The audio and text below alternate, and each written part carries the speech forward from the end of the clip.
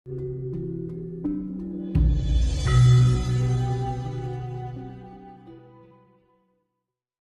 kan ngobrol karo wong kan gak mungkin to nyawang sikile, mesti nyawang mripate to. Hewan pun juga kayak gitu. Jangan nyeluk kucing. Plus. Kucing pasti melihat mata jenengan. Gitu. Nah, itu sudah alami, bawaan alami dari alam itu sendiri, naluri secara alam itu. Jadi ketika kita komunikasi pasti orang itu memandang mata, pasti. Nah, makanya kan kita bisa menguatkan mata kita itu melalui kita memandang bulan. Kalau pas bulan purnama itu kan, misalnya ada doa pandengku pandeng sih pandengku pandeng condro kirono, sampai berkali-kali pandengku pandeng sih pandengku pandeng condro kirono, pandengku pandeng sih pandengku pandeng condro kirono. Jadi setiap tatapan kita itu memberikan sifat kasih, menenteramkan gitu. Terus kalau lilin itu ketajaman, jadi ketajaman itu kita melatih ketajaman mata kita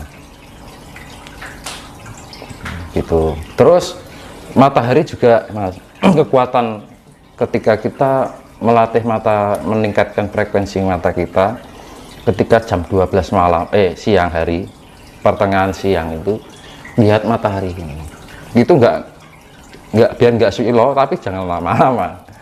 Jadi merem kayak gini kan, kalau merem kan kalau melihat matahari itu kan ini merah semua ya, kayak pink gitu loh di pelipis mata itu. Terus kalau sudah terasa enak gitu, nyaman dilihat gitu, matanya melek, itu melihat matahari nggak silau. Coba kalau nggak percaya, itu juga bisa menguatkan ketajaman mata kita, dan itu kita bisa menembus kegaiban secara mata fisik. Cuman yang itu nggak lama nggak tak latih jadinya kan gitu lagi.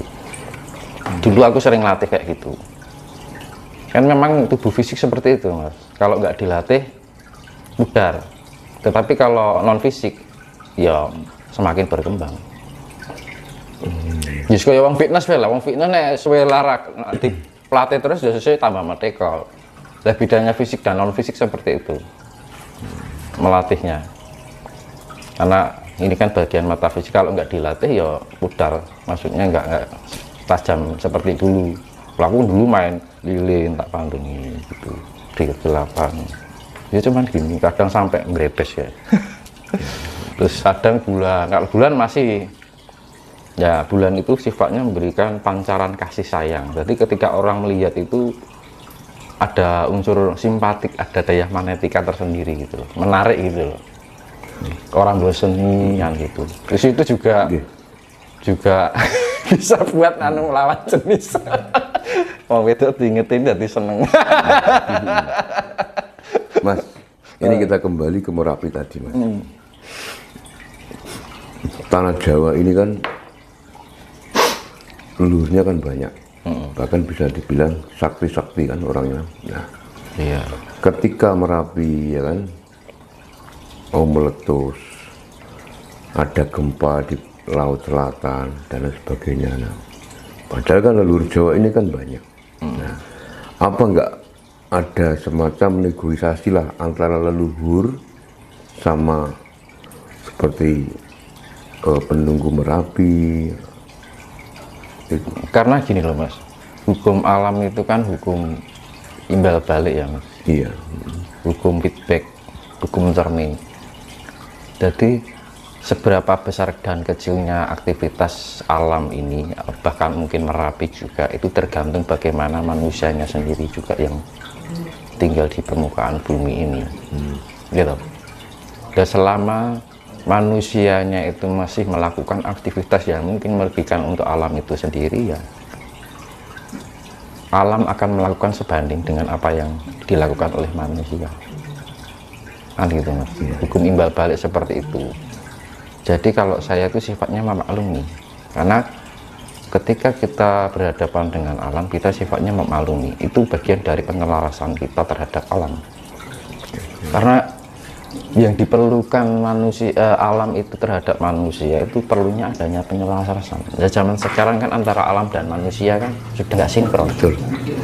Kan gitu. Lah kadang-kadang manusia itu merasa egois. berani melakukan tapi tidak mau menanggung resiko, seakan-akan pengen selamat dari apa yang dilakukan oleh alam itu atas apa yang dilakukan oleh ulah manusia itu sendiri. Alam kan begitu kan juga karena manusianya juga kan gitu kan. Kalau manusia dari sekian banyak manusia itu mau memperhatikan kondisi alam, mencintai alam, ada pendekatan dengan alam, mungkin bencana-bencana ini nggak akan terjadi gitu loh. Itu semua kan dampaknya dari manusia itu sendiri. Ya, terkait dengan bencana, Mas. Kalau kita amati ya, kalau kita ingat-ingat kejadian bencana itu paling banyak itu dan terbesar dan sering itu kan di tanah Jawa. Ya. Konon tanah Jawa itu kan sudah ditumbali. Nah itu kenapa kalau tanah Jawa sudah ditumbali kok bencana kok justru malah paling banyak itu di tanah Jawa. Jawa ini kan pusatnya ring of fire sebenarnya kan, bagian dari jalur itu kan Mas. Dan ini kan bagian paling banyak di perut bumi dari tanah Jawa ini kan penuh kawah kan. Makanya kan dulu saya pernah bilang daerah yang dilalui oleh kawah itu akan menghasilkan banyak kandungan emas gitu Mas. Karena pembekuan dari lava itu sampai berjuta-juta tahun akhirnya terbentuknya logam emas, bahkan sampai logam berlian kayak gitu kan. Lah makanya tidak heran sebenarnya tanah Jawa itu penuh dengan emas gitu. Makanya dibilang sebenarnya Nusantara ini kaya raya, cuman kan nggak ada yang tahu kan gitu kan. Dan di situ ketika ada banyak keberadaan emas itu, maka di situ juga akan banyak penjaganya secara irasional. Irasional itu wong diarani wong gaib. Makhluk metafisik. Nah itu tetap ada Mas. Itu kan kalau dilihat dari ilmu geologi kan memang Pulau Jawa ini kan ring of fire kan. Nah itu kalau dilihat dari spiritual Mas gimana? Kan gini, dari secara ilmiah dulu ya Mas. Sekarang dari antara Sumatera, Jawa itu kan paling padat pegunungan, ya kan? Hampir keseluruhan dari permukaan Pulau Jawa ini kan penuh dengan gunung. Iya. Misalkan Bali paling ya Gunung Agung atau apalagi Kalimantan, cuman alas saja, jarang sekali ada gunung, paling bukit kan gitu kan. Ya toh Mas. Daerah-daerah yang tidak dilalui mungkin jauh dari garis yang namanya Mediterania atau ring of fire itu pasti jarang ada gunung pegunungan. Tapi daerah-daerah yang dilalui oleh yang namanya lava yang ada di dalam perut bumi pasti di situ di atas permukaannya pasti banyak terdapat pegunungan. Nah, pegunungan itu kan terjadi karena tekanan lava dari perut bumi. Ada tekanan terus akhirnya ngain. Kayak udun gitu Mas. Kayak bisul gitu loh. Ya seperti itu. Tubuh manusia dan tubuh alam itu sama, cuman beda wujud aja kan gitu kan. Nah makanya adanya dari sekian itu kan ada titik pusatnya, terutama di Pulau Jawa, ya kan. Makanya kan Pulau Jawa itu memang dari apa yang saya lihat itu memang peradaban pertama manusia di bumi atau makhluk hidup. Makanya kan Pulau Jawa itu kan penuh dengan air, pohon, gitu. Karena sifatnya penciptaan itu diawali dulu dari pecahnya lahar dari permukaan bumi yang membentuk gunung itu. Akhirnya terjadi humus, ya kan, pelapukan, terjadi humus, akhirnya terjadi kehidupan. Dulu kan awalnya dari mikroba sampai tubuh bakteri sampai berbentuk hewan ukuran besar sampai terbentuknya manusia kan gitu kan. Kan hewan dilakukan humusis lagi ketika hewan mati itu kan ditimbun oleh tanah, pembentukan sel lagi, akhirnya sampai terbentuknya manusia, terbentuk hewan ini, hewan itu. Nah makanya kan Pulau Jawa itu kan pulau paling terpadat di dunia. Pulau loh, bukan negara loh. Iya. Pulau terpadat di dunia. Nah makanya kan memang Pulau Jawa itu adalah pulau yang paling awal dihuni oleh manusia. Pulau yang paling awal dihuni oleh manusia. Dihuni oleh manusia. Nah, ketika manusia pertama muncul dulu Mas, pertama di Pulau Jawa ini yang terutama adalah di Gunung Lawu, yang namanya Wukir Mahendra. Dulu Gunung Lawu itu gunung yang sangat besar, tapi kan makin lama kan terkikis kan gitu.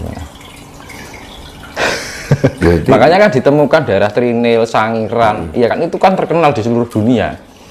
Mas, kalau gitu Adam dan Hawa itu jangan-jangan di Pulau Jawa dulu. Iya, Betul di Pulau Jawa. iya. Tetapi di dunia ini ada 5 ras, Mas. Jadi ras Afrika, ras Asia, ras Eropa, kan gitu, ras Cina. Nah, makanya kan punya ras di sini tuh, ras Amerika. Jadi dibilang sistem 5 benua kan sebenarnya itu. Adamnya dunia itu sebenarnya ada 5 daerah tempat. Asia pusatnya di Pulau Jawa, terus Afrika, terus Amerika yang di Dominika, terus yang di Eropa di Britania, Inggris. Kan makanya kan kulitnya beda-beda ya, sama aja tanaman loh, Mas. Iki contohnya iki kacang ya, ini kacang kok Arab itu bentuknya kayak gini, iya kan? Kalau kacangnya orang Jawa kan gede-gede, iya kan? Yes, apa yang tercipta di mana daerah tempat itu akan mempengaruhi kehidupan di situ. Contohnya tumbuhan, hewan, ya kan? Misalkan kucing Jawa karo kucing Persia kan beda kan bentuknya, ya seperti itu. Jadi memang penciptaan dunia itu tidak terfokus pada satu titik. Misalkan ini tukul jadi kurang-kurang sak dunia, enggak. Nah, terkait dengan penciptaan manusia, Mas. Nah, manusia itu kan diciptakan ada yang beda warna kulit kan, beda ras, beda bahasa kan. Nah, apa tujuannya Tuhan menciptakan manusia ada yang beda warna kulit, beda dan sebagainya? Itu proses alam ya, Mas. Bukannya aku misalnya Gusti Allah Mas, tak ibaratkan aku gak manusia enggak. Tapi karena kejadian proses yang terbentuknya pertama planet-planet galaksi, Mas, ya kan? Karena bumi ini terlengkapi yang namanya hasta brata, ya kan? Ada air, ada tanah, ada api, ada angin, gitu. Ada bintang, ada bulan, ada matahari, ada angkasa, ya, Mas. Karena lah dengan adanya kelengkapan dari 5S yang namanya 8 unsur itu, maka terciptalah kehidupan. Ya kan, Mas? Dimana ketika planet itu, sebuah planet itu mempunyai kandungan air. Nah, ketika kandungan air yang ada di dalam berbumi ini terpancarkan oleh matahari, sinar matahari atau tata surya itu, dia akan menghasilkan mikroba yang sangat kecil. Awalnya seperti itu, Mas. Dari proses miliaran tahun sampai terbentuknya hewan reptil kan dulu kan. Terus punah lagi, terbentuk hewan berkaki 4 atau dulu hewan makhluk setengah manusia setengah hewan, ada dulu kan. Terus sampai sempurna terciptanya manusia itu. Tapi awal itu yang tercipta awal itu adalah tumbuhan. Makanya dibilang orang Jawa itu wit kan. Wit itu artinya wit-witan kan, artinya wiwitan itu artinya yang memulai pertama, mengawali, ya kan. Terus tuh mengarani tukulan ya toh. Pertama tumbuhnya, bahasa Indonesia ini tumbuhan pertama tumbuh di dunia ini kan, pertama tumbuhan dari pertama lumut, ya toh. Terus terjadi pelapukan lagi, terbentuk kayak batang, berbentuknya sampai bercucuran, terbentuk pohon, kayak gitu, Mas. Terus akhirnya terjadi misalkan pohon ini punah, membusuk, adanya pembusukan, terciptanya hewan-hewan, terus mati, pembusukan lagi, terjadi penciptaan lebih sempurna lagi, sampai terus, Mas. Itu proses alam. Sampai terbentuknya kita ini manusia. Nah, itu. Jadi memang hewan dan manusia purba itu mbah-mbah kita sebenarnya. Nah, makanya kita menghargai hewan, tumbuhan, itu bagian dari leluhur kita sebenarnya. Karena sebelum ada manusia, ada hewan, sebelum ada hewan, ada tumbuhan. Itu nenek moyang kita. Jadi nggak mungkin iki Gusti Allah aku nyiptake lemah tak uduk-uduk bentuk menungso tak sebul dadi menungso. Itu nggak masuk akal. tidak bisa dinalar, kan gitu loh. Nah kadang-kadang kan orang hanya menerima ajaran atau pengetahuan dengan diterima dengan mentah, tapi tidak dianalisa secara ilmiah.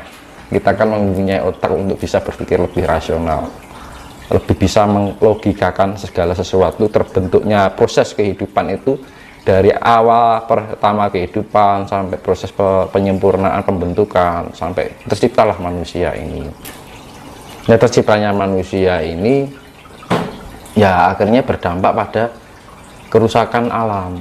Setiap penciptaan itu pasti semakin banyak terjadinya penciptaan alam ini akan mengakibatkan kerusakan bagi alam itu sendiri. Sebenarnya kan kita kan bagian dari proses pembusukan alam, Mas. Jadi adik asal mulane iki dari mbak-mbak dhisik dari proses pembusukan terjadi pelapukan kan ngono. Terus cepat terjadi humus, kesuburan, akhirnya terjadi pertumbuhan kan gitu. Prosesnya seperti itu. Jadi nggak langsung kita terwujud jadi manusia. Kita dulu bagian dari proses pembusukan tumbuhan sampai terproses berjuta-juta tahun, miliaran tahun terbentuknya hewan, akhirnya terbentuknya manusia seperti itu. Alure. Jadi nggak terjadi secara instan itu enggak.